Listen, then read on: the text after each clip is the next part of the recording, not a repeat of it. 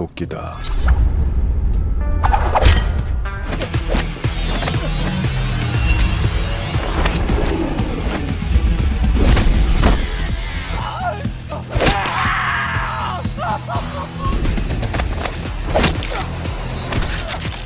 얘는 잘 있지? 잘 있어야 될 거야.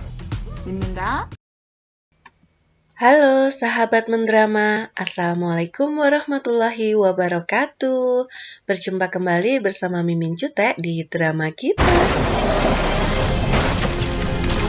Nah, pada kesempatan kali ini kita akan membahas sebuah alur cerita dari film The Killer. Film yang berasal dari Korea Selatan ini dirilis tahun 2022. Jika kalian suka dengan film yang bisa memacu adrenalin, maka kalian gak salah nih menonton film bergenre action crime ini. Berkisah tentang seorang mantan pembunuh bayaran yang diberi misi menyelamatkan seorang gadis remaja. Dia adalah Jae-hyuk, berperan sebagai Bang Wi-gong, lakon utama kita. Nah, biar gak penasaran lagi, yuk langsung saja kita masuk ke drama kita.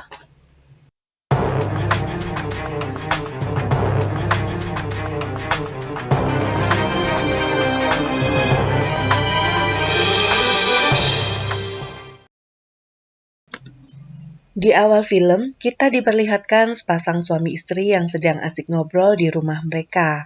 Dia adalah Bang Wi-kang, kita panggil saja Wi-kang, seorang pensiunan pembunuh bayaran. Dan ini adalah istrinya Hyun-soo. Di tengah perbincangan, Hyun-soo memberitahu Wi-kang bahwa dia akan pergi liburan keluar kota bersama dengan temannya. Ia juga meminta pada Wi-kang untuk menjaga gadis remaja putri dari temannya tersebut. Awalnya Wi-kang menolak, setelah diiming-imingi bakal dikasih servis oleh Hyun-soo, Wi-kang pun menerimanya. 몇 달간 없이 소개해줄게.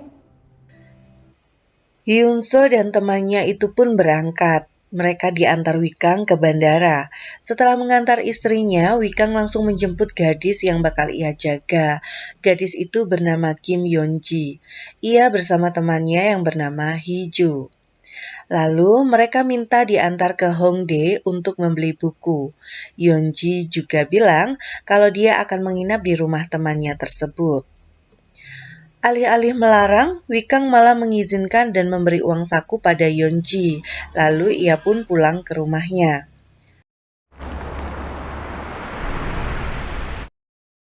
Saat ia tertidur pulas, ia tiba-tiba mendapat telepon dari Yoon-ji yang mengatakan harus dijemput karena sedang sakit perut. Setiba di tempat, ia malah mendapati Yeon-ji malah sedang asik ngafe bersama kakak kelasnya. Merasa dibohongi, Wi-kang pun pulang. Di tengah perjalanan, Wi-kang mendapat WA dari istrinya yang menanyakan kabar Yeon-ji. Wi-kang sebenarnya sedikit kesal dengan Yeon-ji yang sudah mengeprank dirinya. Dan karena tak mau istrinya kecewa, Wi-kang akhirnya memutarbalikkan mobilnya untuk menjemput Yeon-ji. Dengan alat pelacak yang sudah ia selipkan di dompet Yeon-ji tadi, Wi-kang akhirnya sampai di tempat keberadaan Yeon-ji. Di sana, Yeon-ji sudah ditawan oleh cewek bernama Sung Yeon. Di sana juga ada cowok yang ngafe bareng Yeon-ji tadi. Ternyata, Yeon-ji dijebak dan dipaksa untuk menjual tubuhnya pada om-om hidung belang. Saat Sung Yeon hendak menampar Yeon-ji, Wi-kang tiba-tiba menghentikannya. 말해. 근데 씨발 여기 어떻게 알고 왔냐? Sung Yeon yang kaget dengan kedatangan orang yang tak diundang menyuruh seluruh anak buahnya untuk segera menyerang Wi-kang. Lantas, dengan sigap Wi-kang menghajar semua komplotan Sun Yeong, termasuk Sun Yeong yang sempat menikam perut Wi-kang.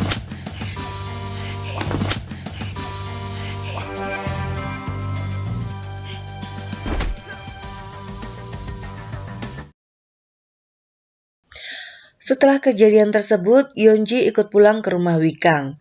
Di malam harinya, mereka berdua keluar untuk mencari makan. Mereka melewati tempat Yeon-ji ditawan kemarin. Dan seketika itu, mobil Wi-kang diberhentikan oleh detektif yang bernama Lee. Katanya, ada pembunuhan di tempat tersebut. Lalu si detektif itu melihat gelagat aneh dari Yeon-ji dan tak lama, Wi-kang pun diizinkan untuk pergi. Keesokan harinya, Pak Li mengunjungi rumah Wikang. Di sana ia menunjukkan sebuah video CCTV yang merekam mobil Wikang 30 menit sebelum pembunuhan terjadi. Di video itu juga diperlihatkan seorang cewek sedang dibonceng yang Pak Li duga dia adalah Hyunji. Namun Wikang mengelak, bisa saja itu orang lain katanya. Lalu Pak Li pun pergi dari rumah Wikang. Tak lama setelah si detektif pergi, Wikang mendapat telepon dari Sun Yeon. Ia mengancam bakal melaporkannya ke polisi sebagai pelaku pembunuhan semalam. Sun Yeon mengatakan jika ia mempunyai bukti, yaitu pisau yang sempat dipegang oleh Wikang dalam kejadian semalam. Sun Yeon juga memintanya untuk segera mendatangi markasnya, karena jika tak datang, Wikang bakal langsung dilaporkan ke polisi. Tak lupa ia berterima kasih pada Yeonji karena uang yang ada dalam dompetnya sudah menjadi miliknya. Tak tinggal diam, Wikang bergegas ke kamarnya untuk mengambil alat tempurnya yang sudah lama ia simpan semenjak ia pensiun menjadi pembunuh bayaran. Sebelum pergi, ia memberi gelang pada Yeonji yang sudah dipasangi alat pelacak. Wikang pun pergi menuju markas Yuri dengan bantuan alat pelacak yang tertinggal di dompet Yeonji. Wikang yang sudah sampai di tempatnya tak disadarin oleh Sung Yeon dan bosnya Bambang. Lalu bosnya itu menyuruh anak buahnya untuk menghadang Wikang dan inilah yang terjadi.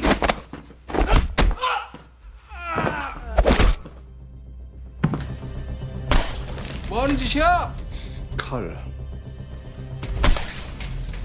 야, 적당히 해, 새끼야! Takut dengan keganasan Wikang, akhirnya Bambang memberikan pisau barang bukti tersebut dan lalu kabur ke gudang bersamaan dengan Sun Yeon. Walau sudah mendapatkan apa yang diinginkan, Wikang tetap mengejar Bambang dan Sung Yeon sampai ke gudang belakang.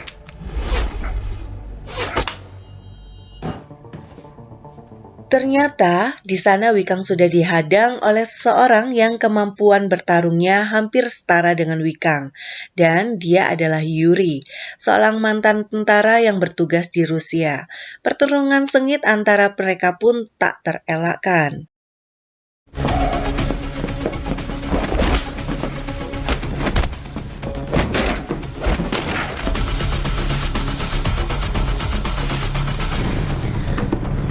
Tak lama, Wikang pergi begitu saja meninggalkan Yuri karena memang dia tak punya urusan dengannya. Setibanya di rumah, Wikang mendapati rumahnya berantakan dan Yeonji sudah tidak ada di tempat yang diduga diculik oleh orang yang masuk tanpa permisi ke rumahnya. Karena Wikang sudah mendapat mandat dari istrinya untuk menjaga Yeonji, Wikang pun bergegas menuju ke lokasi yang ditunjukkan alat pelacak yang ada di gelang Yeonji. Ternyata tempat itu TKP pembunuhan yang di awal tadi. Di sana sudah ada teman Yeonji, Hiju, yang sedang dipaksa membuka pakaiannya untuk diambil videonya. Lalu tiba-tiba Wikang pun datang dan...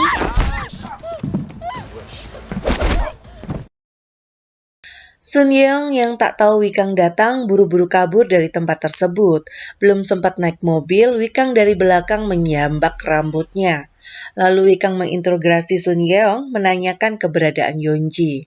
Tak sabar dengan jawaban Sun Yeon yang berbelit, Wikang menusuk pahanya yang mulus hingga ia menyerah dan memberitahu Wikang bahwa Yeonji saat ini berada di sebuah hotel.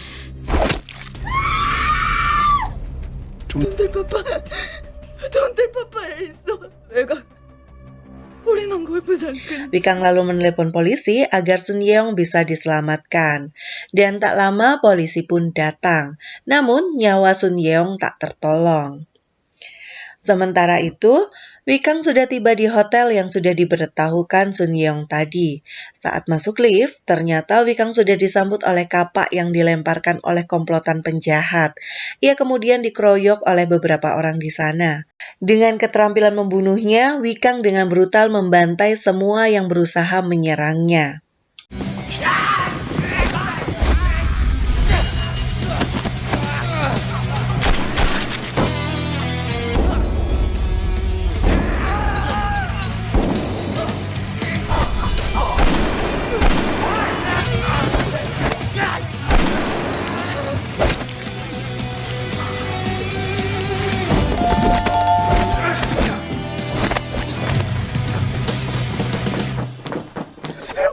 Saat tersisa hanya satu orang, tiba-tiba Yuri datang dan Yuri lalu bilang jika hanya dirinya lah yang mengetahui keberadaan Yunji saat ini dan ia diminta untuk datang ke stasiun kargo Donghyun jam 8 pagi esok hari. Tak percaya begitu saja, Wikang masuk kembali ke dalam hotel untuk menemukan Yonji. Yuri yang mengikutinya langsung menyerang Wikang dan terjadilah duel di antara mereka.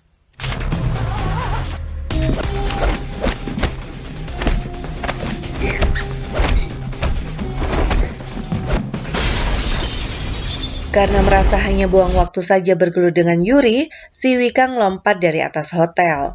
Ia lompat dengan bantuan tali yang sudah diikatkan ke tubuh Yuri. Wikang terjatuh di atas kap sebuah mobil. Lalu tiba-tiba Pak Lee datang dan mengacungkan pistolnya kepada Wikang. Ia dicurigai telah melakukan pembunuhan kepada Sung Yeon.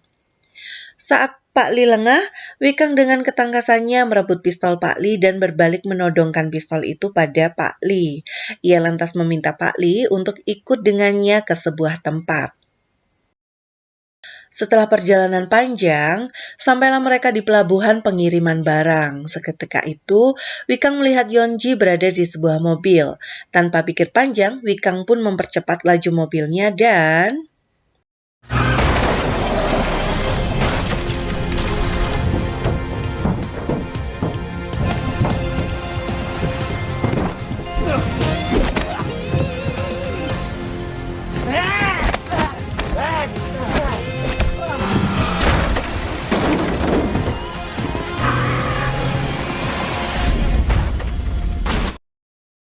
setelah berhasil menghindar dari tabrakan mobil kuning, Wikang menghampiri si Bambang dan menanyai siapa sebenarnya dalang di balik ini semua. Si Bambang malah acungkan jari tengah ke arah Wikang dan ia pun langsung Wikang mengambil HP dari saku si Bambang dan melepon salah satu nomor yang tersimpan di HP itu. Dan yang terduga, HP Pak Lee berdering dan itu membuktikan jika Pak Lee juga terlibat dalam hal ini. Wikang yang sadar akan hal itu tak langsung menghabisinya, tapi meminta Pak Lee untuk membereskan semua kekacauan ini dan sebagai imbalannya ia akan bungkam soal keterlibatan Pak Lee dengan jaringan human trafficking. Keesokan harinya, Pak Lee datang ke rumah sakit tempat Yonji dirawat. Ia mengatakan pada Wikang jika ia sudah menghapus namanya dalam keterlibatannya dalam pembunuhan Sun Yeon. Sebagai oknum petugas yang korup, ia tak menyia-nyiakan untuk mengeruk keuntungan dalam menangani kasus ini. Ia meminta uang pada Wikang karena sudah membantu membereskan semua masalah. Wikang tak menolak, namun ia meminta Pak Lee untuk membantunya mencari tahu siapa orang yang ingin menjual Yonji. Singkat cerita, Pak Lee menghubungi Wikang yang memberi informasi mengenai siapa orang yang bakal menjual Yonji. Ia bilang jika Yonji sebenarnya sudah dipesankan kamar hotel atas nama Park Hyung. Lalu, Wikang meminta foto kepada Pak Lee agar bisa mengenali wajah Park Hyung. Wikang lalu bergegas ke sebuah hotel tempat Park Hyung berada. Karena sudah mengenali wajah Park Hyung, tanpa banyak bacot, Wikang menembak orang-orang yang bersama Park Hyung. Sekarang hanya menyisakan Park Hyung yang sudah tertembak kakinya. Lalu Wikang bertanya siapa orang yang menjual Yonji kepadanya. Di bawah todongan pistol, akhirnya Pak Hyung mengaku jika orang itu adalah seorang hakim. Ia bilang jika bukan Yonji saja yang menjadi korbannya, tapi gadis-gadis Korea yang butuh uang jajan yang kemudian bakal dibarter dengan gadis Rusia. Karena melihat wajah Pak Hyung yang sedikit menjengkelkan, Wikang lalu Kemudian Wikang mendapatkan informasi dari Pak Lee jika sebenarnya Yonji adalah bukan anak kandung dari ibunya saat ini. Ibu kandungnya meninggal 3 tahun lalu.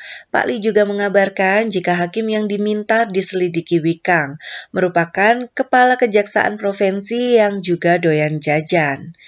Setelah mendapatkan informasi dari Pak Li, Wikang kemudian menyiapkan alat-alat tempurnya untuk menyerang markas si Hakim.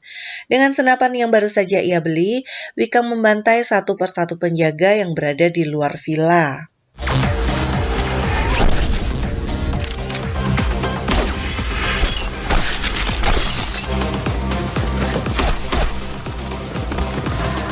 Alex, Boris. Di sana juga ada si Yuri yang sedang tugas jaga. Dan sekali lagi, Wikang berhadapan langsung dengan pria berambut pirang itu. Di saat adu tembak terjadi, Pak Li datang untuk membantu Wikang dan tiba-tiba... 총 내려 이 새끼야. Ternyata Pak Li ini sudah bekerja sama dengan Pak Hakim untuk menangkap Wikang. Ia mengaku jika duit adalah segalanya. Karena itu dia berpihak pada si Hakim yang punya banyak uang. Kemudian Wikang ditangkap dan dibawa ke hadapan Pak Hakim. Kemudian Hakim yang mengaku bernama Kim Jong-un itu pun memerintahkan Pak Li untuk menghabisi Wikang. Saat Wikang akan dieksekusi oleh Pak Li, Wikang dengan kecerdikannya menjatuhkan pistol yang dipegang Pak Li. Kemudian Wikang menghabisi satu persatu anak buah Kim Jong-un. Dan sebelum mengantar Pak Li ke dunia lain, Wikang bilang jika ia bersedia ditangkap oleh Pak Li agar dia bisa melihat wajah Hakim perusak keperawanan gadis-gadis muda. Lalu datang Yuri yang langsung menembaki Wikang, dan terjadilah duel di antara mereka untuk kesekian kalinya.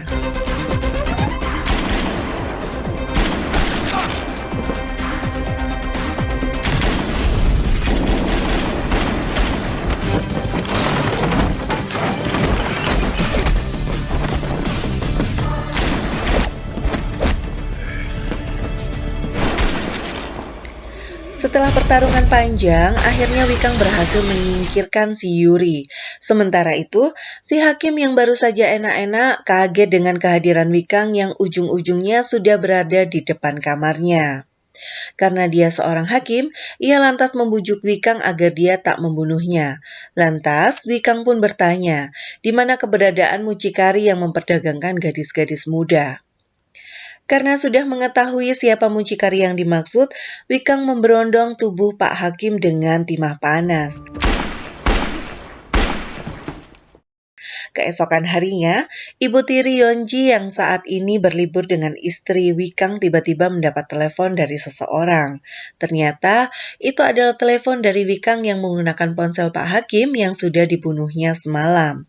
Wikang pun mengajak wanita itu ke suatu tempat yang sepi dan tanpa basa-basi lagi, Wikang minta izin untuk merawat Yeonji dan kemudian...